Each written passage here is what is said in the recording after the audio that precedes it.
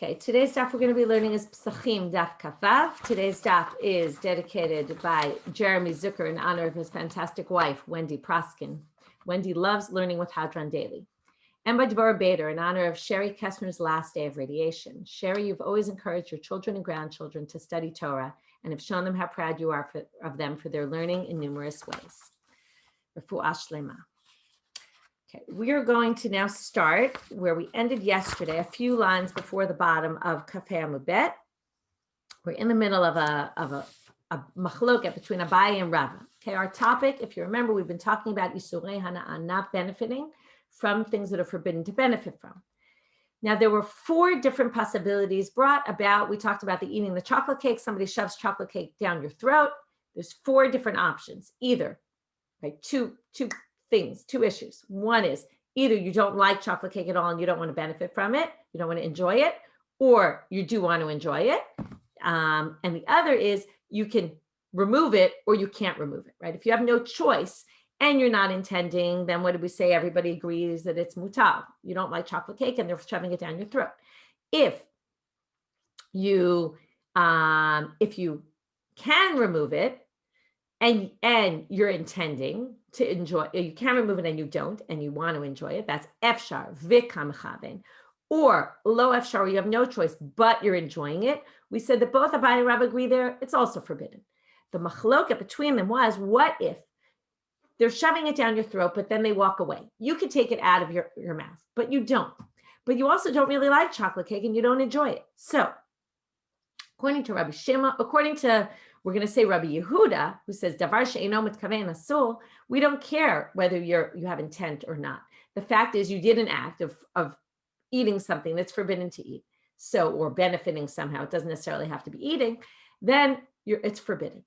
But the machloket Abaye and Rava is all according to Rabbi Shimon. According to Rabbi Shimon, who holds davar she'eino mitkaven is allowed, then the question becomes, and this we talked about yesterday, like dragging the chair, is it only in a case where if you drag the chair along the ground and it digs a hole on Shabbat, is it only in a case where the chair is so heavy that you have no choice but to drag it?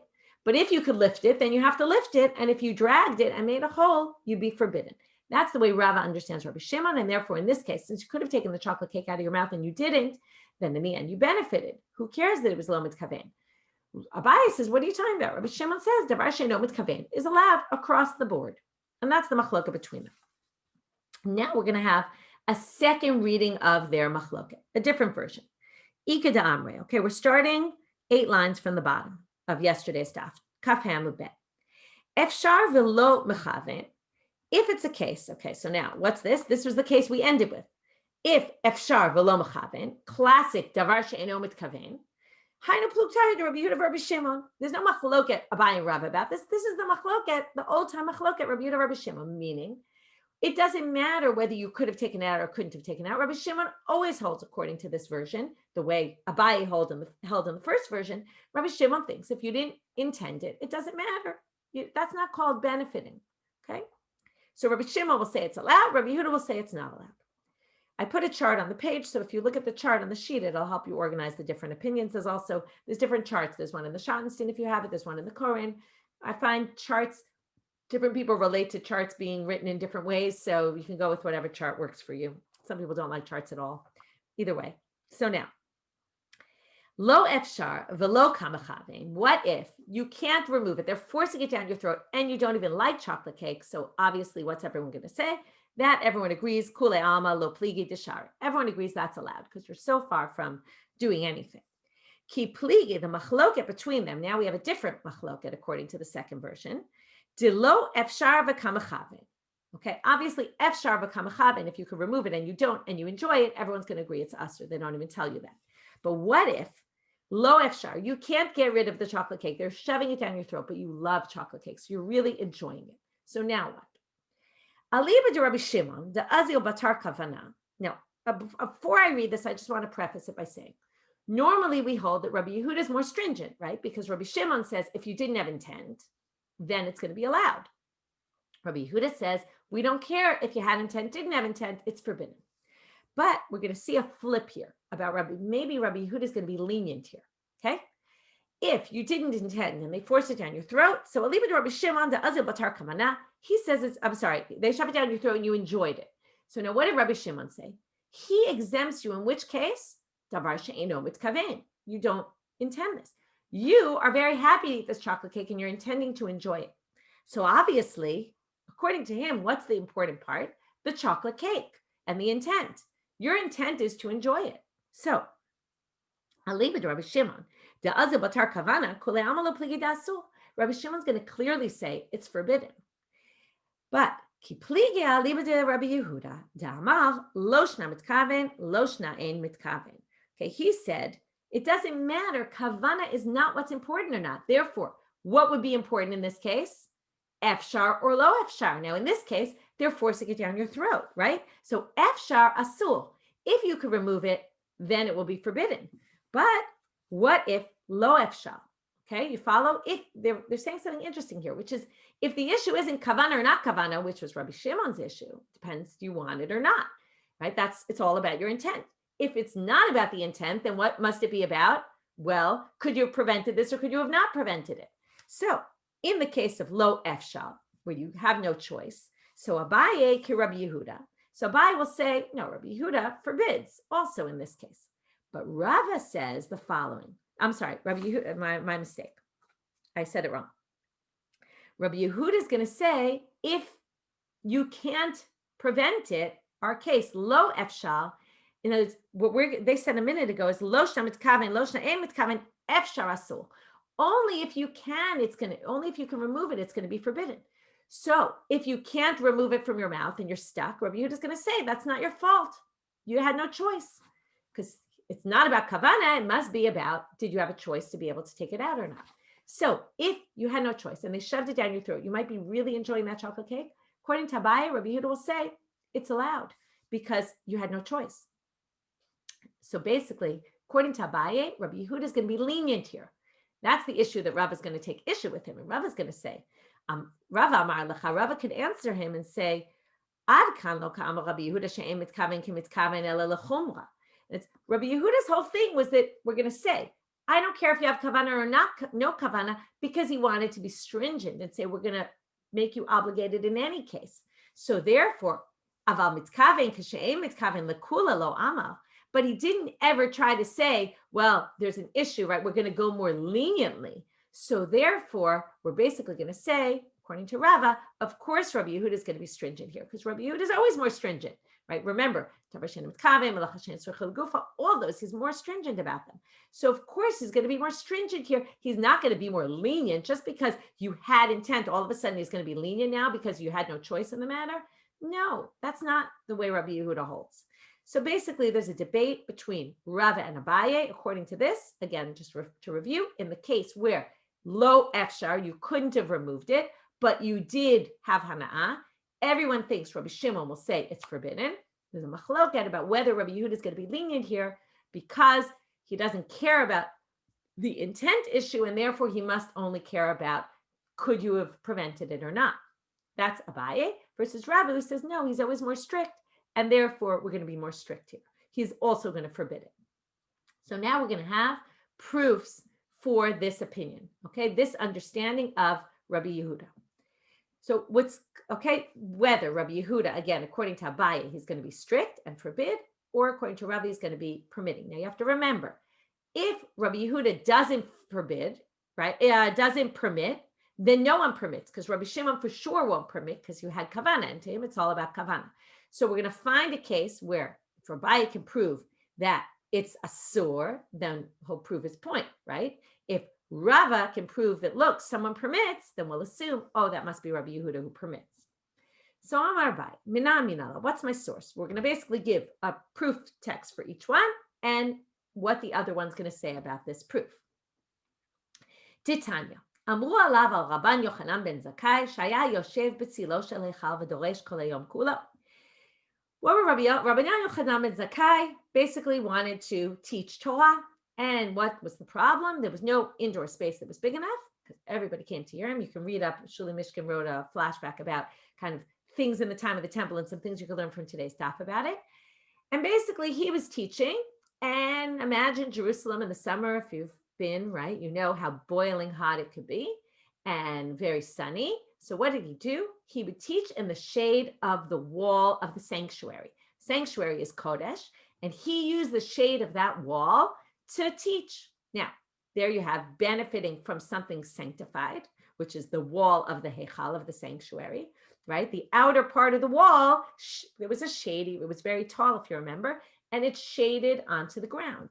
If you want to remember all the dimensions, Shuli has it in an article, and you can read up about it. So now, right, you can find it on Hadron's on the homepage. So, de lo efshal. Now he had no choice. Where else are you going to teach? You can't teach in the boiling hot sun. Nobody will listen, right? Everybody's going to end up leaving, right? You can't. It's just uncomfortable. It makes me think about these outdoor minyanim that they have, right, and how uncomfortable they are standing in the sun, and it's very hard to keep people if it's sunny out. So, and he would doresh kol hayom all day long. It's going to be very unpleasant. So it was a lo efshal umechavin. Now he did have intent to use the shade and benefit from it. Vishare, and yet you see it's allowed. So what does Abaye say here? You have someone who permits. So Abaye is going to say, I hope I didn't say something wrong before. Right. Abaye is going to say, one second. Did I say something confusing? 1 minute. Right. No, Abaye is going to say, I think I might have said it mixed up before. I'm sorry if I did. Abaye is the one who always permits, right? He's going to say, Rabbi Yehuda permits. Yeah, no, I said it right. Because he's going to say that it's not the kavana that's the issue. It's, did you have a choice in the matter? He had no choice in the matter. And now it's a little different than someone shoving chocolate cake down your throat. But it's another case where he really had no choice, because how else was he going to teach Torah if not some shady spot? And this seemed to be the only shady spot he had. So therefore, you see it's allowed. Again, Rabbi Shimon's going to forbid no matter what, because it's all about kavana. And he had kavana. He had intent. So therefore, it must be, that's my proof. The Rava Amar, Rava says, no, Shani Heichal de Letocho Asoi. This isn't a case of using the wall of the Heichal that was sanctified. The wall was sanctified for what purpose? What's a wall meant for? For the inside. It's true the wall might cast some shade, but the wall was built for use of the inside of the building. So using it would be if we use the wall on the inside. Let's say we leaned against it because we couldn't stand up straight, right? That would be benefiting from using the wall on the inside.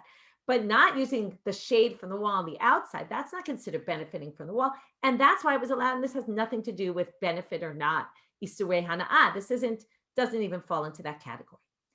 Amar Rava, mina minala. Now Rava says, what's my proof text?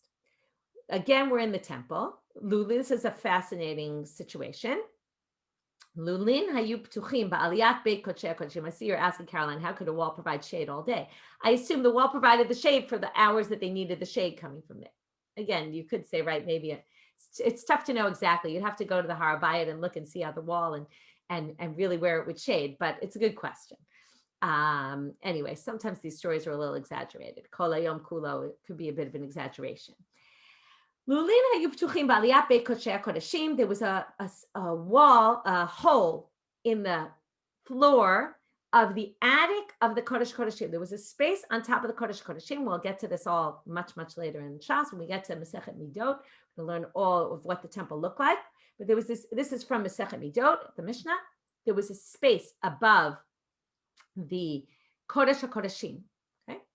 And there was a hole, like a skylight in, remember skylights didn't have glass in those days, right? It was just a hole. It was a hole that led from the Aliyah of Beit Kodesh HaKodeshim. What was the purpose of it? We talked about something similar a few weeks ago. When you had someone who needed to get into the temple, into the Kodesh Kodeshim, this Holy of Holies, where no one's allowed in, but they had to sometimes fix things or put things up. So here they would bring them down they would lower them down through this hole in tevot, in boxes.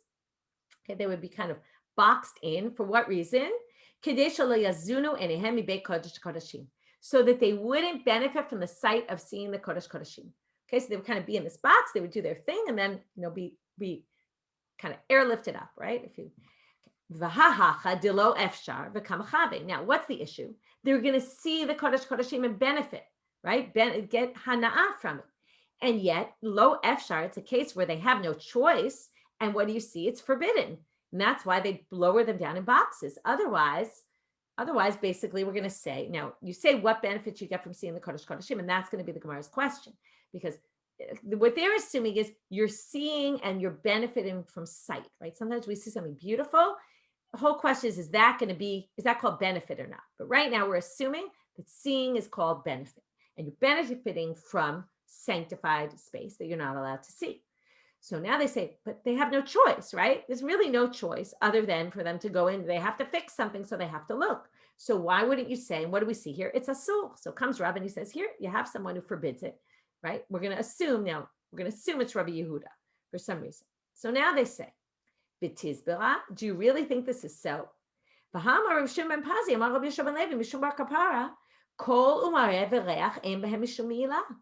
do you mean? In the temple, if you see something, okay, you benefit from viewing something, even the Kodesh Kodeshim, or smell.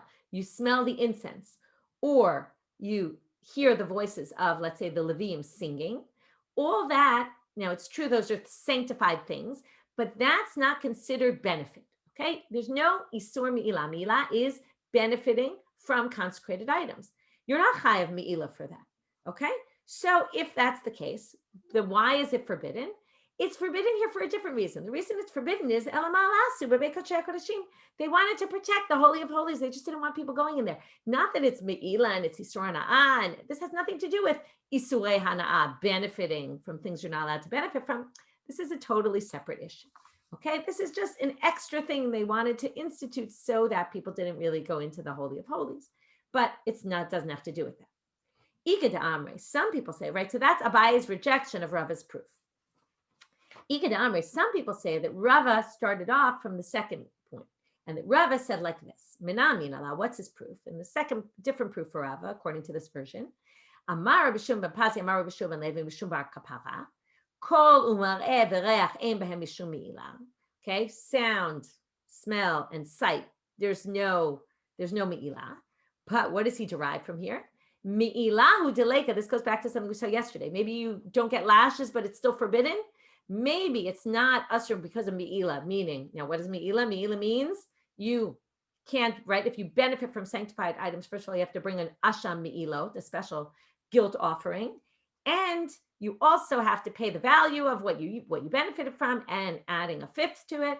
Now that it doesn't have me'ilah, but ha'isura ika. But ein b'hem mishum me'ilah means you're not going to be chayav the terminology me'ilah, but yet it's still forbidden. So there he says, here you see, it's forbidden, even though it's an inference, but that's what he infers. Now, the question is, who is it referring to? Now, the question is this the case of Efshar or Lo Efshar? Now, according to this reading, he's not talking about the Kodesh HaKodeshim case. He's just talking about in the temple in general. If you see or hear or smell, let's say you're in the temple and you smell Ktoret and you like that smell. So the question is, does this fall into, now, obviously, if Rav is using it as proof for the second Lashon, he wants to prove the case of Lo Efshar, you have no choice, V'kamachavin, and you enjoy it. So what would be the case? So my lav, is it not referring to when it says, there's no, when it says that Rabbi Shua ben Levi said in the Bar Kapara that kol mar everech and b'mishum, but they are forbidden, then is it me'ilah? So and then we're going to say my lav laotana omdim b'fnim de lo efshar. Aren't we referring to the Kohanim who are standing there in the Azara and have no choice, right? You're standing there. You ever walk to a place where there's incense burning? It's a very strong smell. You can't avoid it. Right? If you're working in the temple, there's no way to avoid it. And yet what they're telling you is it's forbidden to benefit from this. So the Gemara said, and then that would prove Rava, because here you have a case where you have no choice, and yet you're enjoying it, and it's forbidden.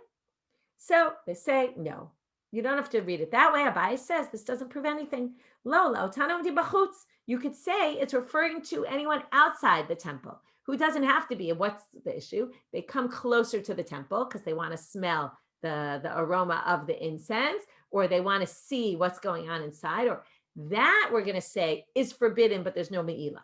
Okay. And then this has nothing to do with our issue, because that's a case of efshar v'kamachavin, which everyone agrees is going to be a problem. And therefore, this is right. Yafem Medina, I like that. Like walking by Angel's Bakery in Jerusalem, right? Where you smell that smell wafting far away, right? So anyway, that's what we're going to say. That was Rava's proof. Abaye rejects it. Gufa. Now we're going to go a little more in depth into what he said here. We're now going to try to understand better this kol, mar'eh, and reach, and we're going to talk about this. Kol mareh v'reach ein behem mishum me'ila. So, v'reach ein bo mishum me'ila. Wait a minute. It's not forbidden to smell the incense? So now they say, Vahatanya, it says in the following brayta. Now, before I read this brayta, I want to read the some psukim in the Torah. Okay, I put them on the sheet also if you have the sheet in front of you. Shmot perek lamed psukim lamed zayin lamed chet. It says here, Haktoret asher ta'aseh b'matkunta lo ta'asu lachem kodesh yelecha laHashem. The way they made the Torah in the temple, you were not allowed to do for yourself. You can't make it with the same recipe. Ish asher yaseh kamoa, someone who does like this, lahariach ba, in order to smell, because he likes to smell the incense, v'nichat me'amav, you get curry. That's very serious. Okay, so now, the Brayta says, hamifatem et ktoret, if you prepare ktoret, lihit lameba, in order to practice, okay, how to do it. There's a great story about the people who knew how to make the ktoret and how they held it as a secret. Shuli makes reference to it in her article. You can read about it. We'll get to it soon in Shkalim. But anyway, and in Yoma. But anyway, we'll get to that later. Or you want to give it to the public for use in the temple. Patur. Okay, then you're exempt. That's not a problem. Lahariach ba chayav. But if you make it because you want to smell it, you're obligated. That's exactly what the verse said, right? You're going to get curried for that. V'hameriach ba patur. Now, if you smell it though, okay, notice the verse said you're going to get curried if you make the recipe the way they did it there in order to smell it. But actually, just smelling it, you're not obligated curried. However, ela shema'al, but you are obligated in me'ila, in misuse of consecrated property, because you smelled the ktoret. Now, what do you see here? How could you say reach, there's no me'ila, when it says very clearly in this source, there is me'ila for smelling the ktoret, right? The only part that's relevant to us is those last four words, right? The last 5 words. Hameriach ba patur ela ma'al.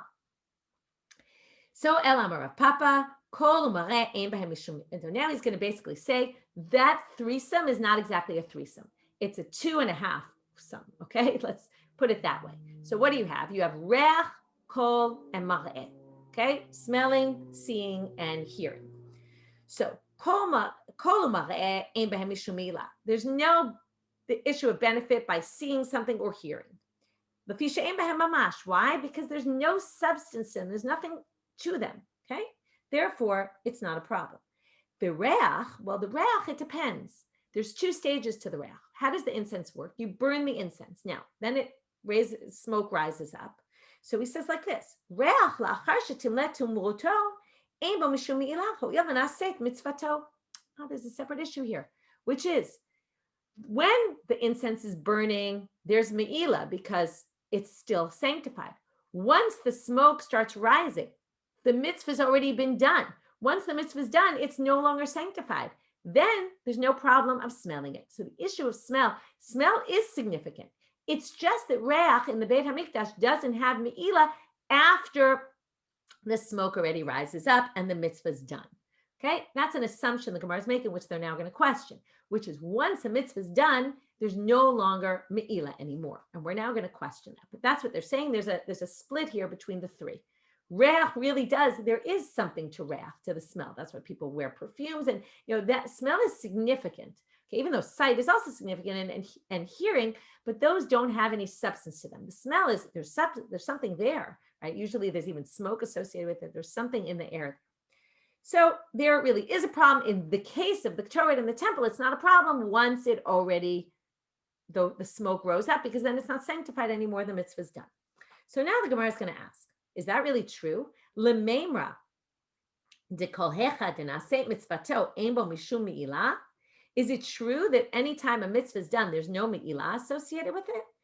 V'harei trumat hadeshen denaseh mitzvata yesh bo mishum me'ilah dichtiv. Okay, when it comes to the trumat hadeshen, if you remember, they would sweep all the ashes that were left, and they would put them in a pile next to the mizbeach. So now, it says there, after it's put in the pile, now the mitzvah is done already. That's the mitzvah of Trumat HaDeshen, is to sweep it up and put it in a pile. Once it's next to the mizbeach, the mitzvah is done. And yet, we learn from a drasha, in a midrash halacha, it has me'ilah. How do we know? It says, V'samo, put it, eitz al mizbeach, next to the altar. They learn from there 2 things. V'samo eitz al mizbeach shelo yifazer. It has to be in a pile. You can't scatter it around. The second thing, which is more relevant to us, samo, put it there, shelo yeheneh. You're not allowed to benefit. So what do you see here? There's Me'ila, even though the mitzvah is already finished. So they answer. Now, this is a classic way of learning things from the Torah. Okay, this is some background that's very important to many, many cases in the Torah. When you have something written in one place, we assume that whatever is true for that one case, if it's only written once in the Torah, it must be setting up a paradigm for everywhere. So therefore, if it says it by Trumat Hadeshen, that after the mitzvah is done, you benefit and you can't benefit from it, that must mean it applies across the board.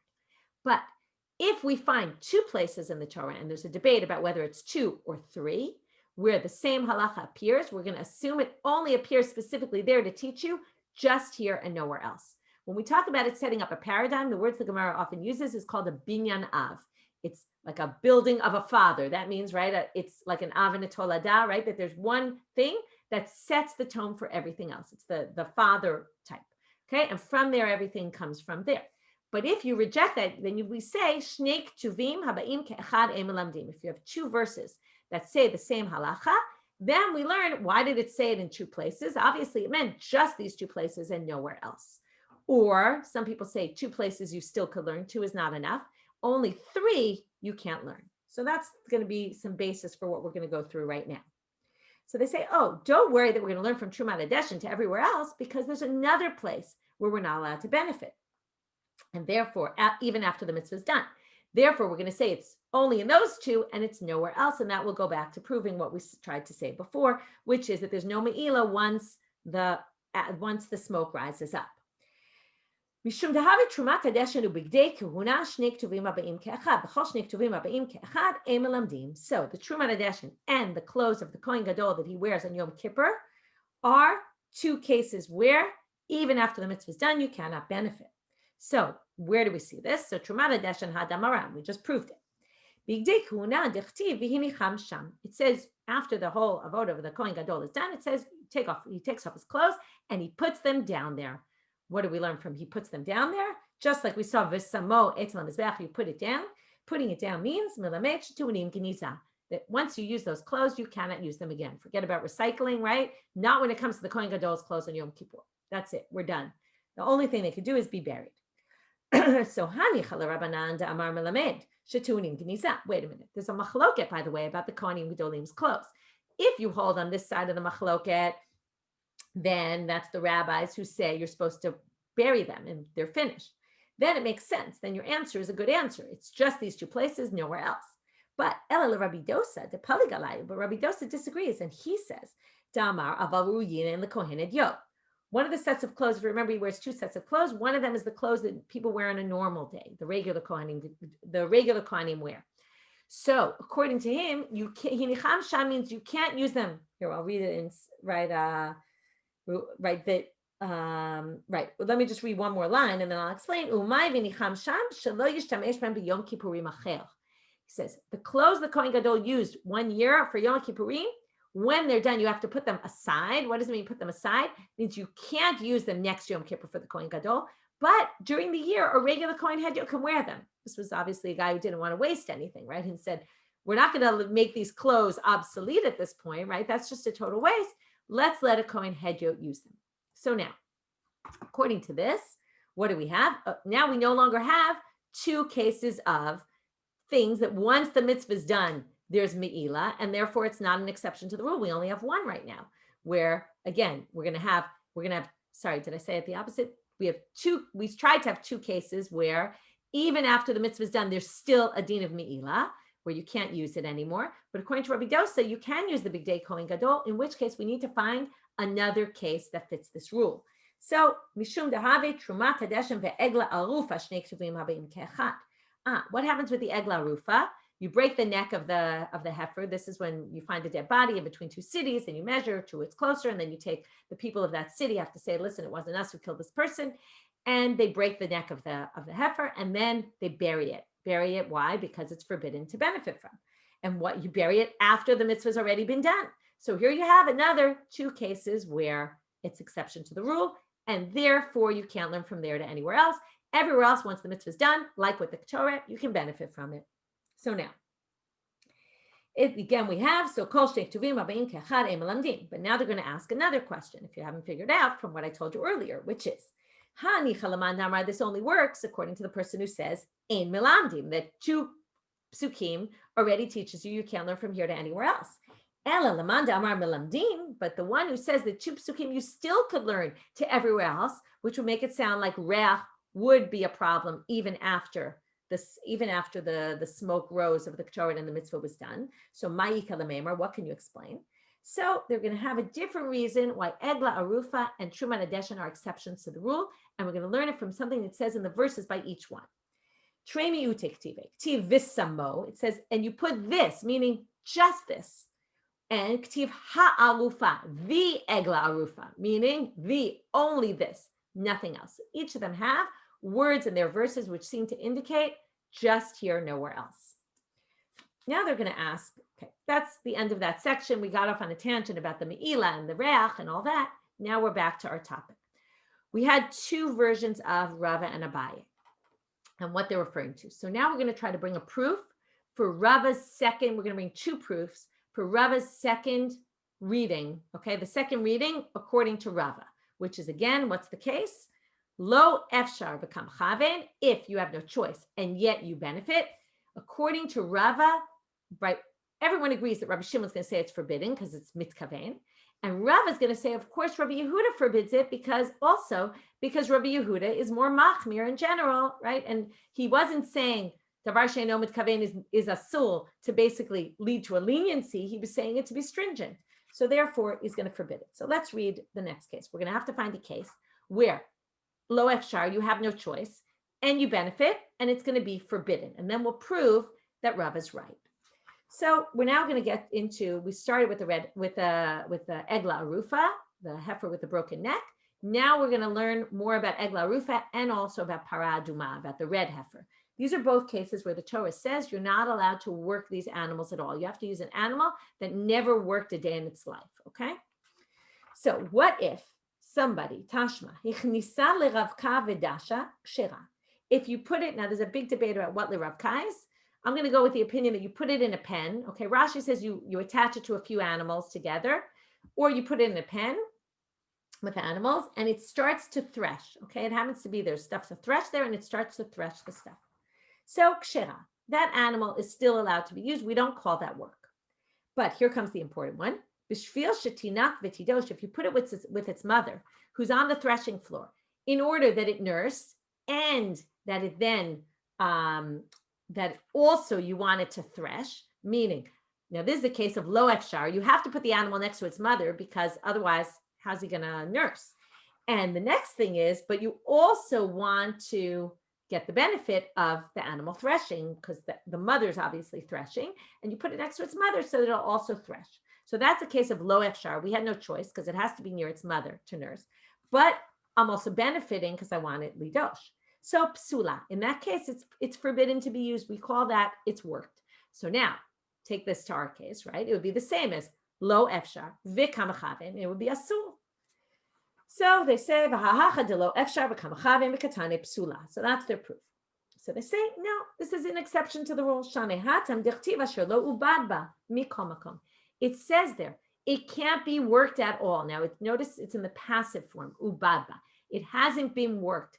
That's coming to teach you in any way, even if we wouldn't necessarily consider this work or an action in other scenarios, because you had no choice, right? But we're still going to consider it a problem here because of a unique halacha by egla rufa because of the way it's worded. So therefore, we can't learn from here to other places. So Sherlo Baba, they learn mikomakom. In any way, it works, right? Whether you wanted it, didn't work, okay? And then it's unique to here.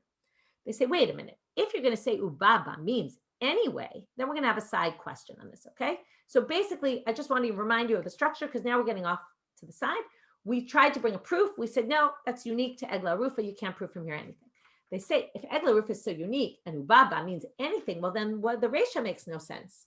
Remember, what did we say in the resha? If you put it in there and you didn't intend for it to thresh and it did, right? You just put it with a bunch of animals in a pen or maybe tied it to some animals, then it's okay. So why? Asher lo baba should include that case also. So now they're going to bring in para aduma. They're going to bring a mishnah by para. No, it's more like this case in the para aduma case. Para aduma also can't work. But the first case in the mishnah that we taught, l'ravka, or a braita, I think it is, the first case there is more similar to the case here. Shachan aleha of kshera, ala aleha zachar psula. The distinction between case A and case B in the egla arufa case is like the distinction between case A and case B in the para aduma case. What's the distinction here? What's normally an animal works, it carries a load. What if it carried a bird? A bird flew onto the animal and the animal continued walking, the red heifer, and carried the bird from point A to point B. Is that considered? No, that's not considered work. First of all, the bird could have easily gotten there some other way, right? That's not really significant at all. And the owner didn't care, right? The bird could have gotten there some other way. So that's not considered work. So then it's kshera. You can use that for a para aduma. But ala zachar, but if it mated with another animal, then psula, because that was work. Why is that considered work? Because it created, right? And what's the benefit there for the owner? It created offspring for the owner, right? He wanted more animals. So that would make the animal psula, okay? Because that's considered work that is beneficial. But moving the bird from one place to another is not a benefit. So my taima, Amar Rav Papa, where do we get this from, that that's the case? Because Rav Papa said, iktiv avad. Okay, we're going to have what we call a kriyuchtiv. The word ubadba should be written ayin vav bet dalid. Okay, this is what we call malay and chaser. Sometimes vavs appear, sometimes they don't appear even if they're there. But if you read the word ubad without a vav, it looks like avad. Avad means you did something with your hands. Ubad means it happened to it. Okay, or you did, I shouldn't say with your hands, you did it directly, avad. Okay, so it's tying to the owner of the animal. So if it was written avad like it is, and also read as avad, then we would assume what? Ada ave be'ilu. The owner would have to take a serious part in making it happen, the work, okay, in order for it to be a problem. Iktiv ubad, ukridan ubad, if it was written with the vav, and it said ubad, and it was also pronounced ubad, meaning indirect, then then we'd forbid even the first cases here, even the lenient cases, right? We'd say it doesn't matter, any kind of work. But hashta dichtiv avad v'klinan ubad, but we have an in between. It's written without the vav, as if it's avad, that the owner has to do something, direct, but it's read as ubad, indirect. So ubad dumiyad avad, it has to be, it's done to it in a way that you could have done it directly. So what's the similar? How do we take this? Ma avad denichale, af ubad denichale. It has to be something the owner wants. So we're assuming that if the owner just put it in a pen, it didn't want it to thresh, and therefore it didn't need it, and that's why it's allowed. Just like if the bird climbs on the para aduma and the para aduma moves it from point A to point B, it wasn't anything that the owner needed. Whereas if you put it specifically to thresh, even though you had no choice and it had to nurse anyway, or you mated it, or the animal made it on its own, but you want that, then we're going to make it forbidden. So that was all an aside to kind of answer a question that we asked on it. But again, we started with a potential proof for Rava. In the end, we say it's a unique halacha because of the word ubad, comes to include more things than would be in other situations. Next proof, tashma. Again, we're trying to prove the second lashon of Rava, that Rabbi Yehuda holds that even though lo efshar, you have no choice, you're still going to be obligated. Aveda, if you find a lost item, your obligation not only is to return the item, but we're going to get to this in Bava Metzia, it's also to take care of the item. So if you find a rug, you have to, or a blanket, you have to open it up every few days, because otherwise it's going to smell and get mildewy. So you have a responsibility to open it up. So now, Aveda, lo yishtachena lo al gabe mitav lo al gabe magod, you can't spread it out on a bed or on a peg, litzorcho, not for your own purpose. Let's say you want to cover your bench. Okay, can't do that. Aval shotcha litzorka, but you can open it up so it won't get mildewy. Al gabe mitav al gabe magod. I'm sorry. Aval shotcha litzorka al gabe mitav al gabe magod. So you can spread it out on your bed or on a peg if you're doing it to protect the item itself. Damnulo orchim. What if one day guests come to your house, and that day you're supposed to open up? I think it's once every 30 days, it says in Bava Metzia. So let's say it's the 30th day, you're supposed to open it up. Lo yishtachena lo al gabe mitav v'lo al gabe magod. Bein litzorka, bein litzorko. Whether it's for your guests or whether it's for the blanket's sake or the rug's sake, you're not allowed to open it up. So what do you see here? It could be if you're doing it litzorka for the sake of the rug, then you should be allowed to open it, even if your guests are there. It would be a case of lo efshar v'kamachavin. And right, what do you see here? It's forbidden. So there's Rava's proof. It's forbidden. So the Gemara says no. Notice, by the way, it doesn't say if you want to use it that day also, right? It says nizdamnu lo orchim. Say shane hatam dekalele imishum enabisha imishum ganve. Here we're worried that what will happen? It will get ruined. Why will it get ruined? Either because of ayin hara, that if there's a lot of people in your house, they'll start saying, oh, what a beautiful rug, and what's this person doing with such a beautiful rug, and it will bring an ayin hara to you. Or mishum ganve, or maybe one of them will try to steal it. And you have to protect this Aveda. You shouldn't put out something that belongs to somebody else on a day that people are coming to your house, maybe they'll rob it. So again, because your goal is to protect it. So therefore, that's the reason. It's a side factor. It has nothing to do with our topic. So both cases we said, unique halacha by agla rufa, unique halacha by avedot, and therefore, or in this particular case, because of the guests, and therefore we can't learn anything. Okay, now we're going to bring a source that is going to be we're now going back to, it's a little confusing, the first Lashon of the Gemara, okay, in Rava, again, questioning Rava. This is questioning Rava. First, we were bringing proofs for Rava. This is going to be a question on Rava. Go back to the chart, Lashon Rishon. The machloka between them is efshar v'lo mechaven.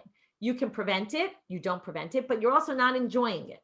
So we said, even Rabbi Shimon will forbid, because he thinks that Devar Sheina Mitkaven, according to Rava, is only allowed if you have no choice. In this case, you had a choice. So let's see. Our topic is shatnes. Okay, wool and linen mixed together. You're not allowed to wear. But what if you're selling stuff? Let's say to Gentiles. So you can sell it normally. Now, what does it mean normally? So in those days, people would wear their clothes. Okay, they wear it and they would model the clothing to people. So you're allowed to do that, to model it, as long as what? And this is classic Rabbi Shimon. If it's sunny, you want to protect your skin from the sun, or if it's raining and you want to protect yourself from the rain. So meaning it could be sunny, it could be rainy, and you're wearing it, but as long as you're not wearing it for that purpose, it's okay. And you don't care, let's say, to get wet. And you're wearing it, but you don't care if you would get wet. But the people who are extra careful, they hold it on a stick. They don't wear the shatnez clothing. They don't model it because, better to stay away. Now, what do you see from here? Since there's snuim who do it in some other way, it's clear that there is an alternate option. And what do you see here? As long as you don't have intent, it's allowed. That's Rabbi Shimon. Even though you really have a way out, you don't have to wear them. You could hang it over your, hold it on a pole over your shoulder. And therefore, they basically say we're left with a question against Rava. Okay, that ends our whole section, even though we're still going to continue with Yisrei Hana'ah. That whole section we started with, how do we know the chametz is a sor b'hana'ah, a number of dapim ago, and then we brought all these cases and all these other questions, and now we're done. But we're back to the Mishnah. Lo yasif bo tanur b'kirayim. You can't use the chametz to make a fire in your oven. So now we're going to talk about, once it's forbidden. Tanu Rabbanan. We're going to bring up two brightot that contradict each other, and we're going to start resolving the contradiction. Tanur shesiku b'klipe orla or b'kashino kilei hakerem. So we're still really on Yisrei Hana'ah, things you can't benefit from. You use things that were orla or kilei hakerem, which we already learned are forbidden to benefit, and you make a fire out of them in your oven. So now it depends. Chadash yutatz, if it was a new oven, ceramic, a clay oven, what do you need to do? You need to burn a fire in there. It's like a kiln, right? You want to set it. So the first fire you do in there is actually serving a purpose of making the oven into an oven.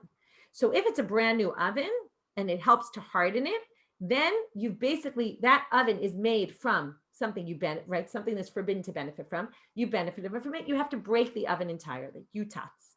Yashan, if it was an old oven and you made a fire in there, so you can't use the fire, right? But you just wait till it cools off, and then you haven't ruined anything in the oven. You've just made a fire that now you can't use anymore because it was from things that were forbidden to benefit. You wait for it to cool down and you make a new fire. Afabo et hapat. What if you used it to cook bread? The heat created from the trees that you were burning, the twigs or whatever they were, that came from kilei kerem or orla. Rebbe amar hapat asura. Chachamim omrim hapat muteret. Rebbe says the bread is forbidden because he views, now we're going to see these words in a minute, yesh shevach etzim bepat. That means these trees benefit the bread. So we view it as if they benefited the bread. Chachamim say hapat muteret. Why? Because ein shevach etzim bepat. Why is that? Well, what happens? You start burning the orla. Now, you don't really cook when you make a fire. You don't cook from the twigs. You cook from the twigs kind of turn into coals over time, right? And you cook from that. Once that happens, you've already burnt what's forbidden. So now you're cooking really with coals, which are not, right? You're cooking with something that came out of there, but once it was already destroyed. So we don't consider that benefiting from the trees, and therefore you can even eat bread that was cooked in this fire. Bishlal gabe gechalim, if you put it directly on the coals, once they were really coals, then divrei hakol mutar. Everyone agrees that it's permitted. That's the first braita. Now we're going to focus on the beginning of that braita. Beginning of the braita said, new oven you have to break, old oven you can just let it cool down. V'hatanya, it says in a different braita, ben chadash uben yashan yutzan. Doesn't matter new or old, you just let it cool off and you continue to use it. So the Gemara first answers, lo kasha harebi harabanan. It's the same issue. What's causing the fire what's causing the oven? It's the heat created from the wood once it already burnt. So Rebbe will say, we don't care, it's a problem, you have to break it. The Braita that says it's okay will say, oh, ein shevach etzim b'pat, just like ein shevach etzim in the oven. Okay, we don't view that as benefit. So they say, right, and therefore, right, so now they say, wait, they say, wait a minute. Rebbe says yesh shevach etzim b'pat, but but wait a minute.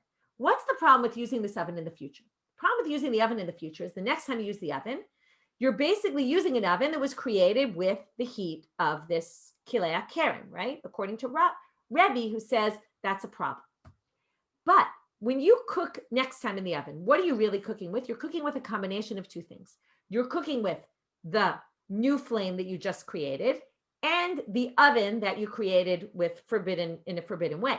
But the new fire that you're going to make now by taking regular twigs is going to be a regular fire, which is heter. This is what we call zev zegolem. When you have isur and heter mixed together and you're making something now with a combo of isur and heter, there's a machloket about whether or not that's permitted or forbidden. And the rabbis actually permit. So we're now saying, Rebbe might say yesh shevach etzim b'pat, but still, why do you have to burn the oven? Just because it was created by isur, the next time you use it, it's going to be done by a combo of something forbidden and something permitted. And zev zegorem asur, you think Rebbe holds zev zegorem is mishamat? Who heard ever that he says zev zegorem is a problem? So therefore, the Gemara says, we'll finish with this, ela lo kasha, ha Rabbi Eliezer, ha Rabbanan. The first braita which said you have to break it is Rabbi Eliezer, who holds zev zegorem is forbidden. The second braita which says you can do it, said you don't have to break it, says zev zegorem is mutal. And that's why they permit it. And what we're going to be left with tomorrow is to try to figure out where does Rabbi Eliezer say zev zegorem is a problem. Okay, so we'll start with that tomorrow. Have a great day. Chanukah Sameach.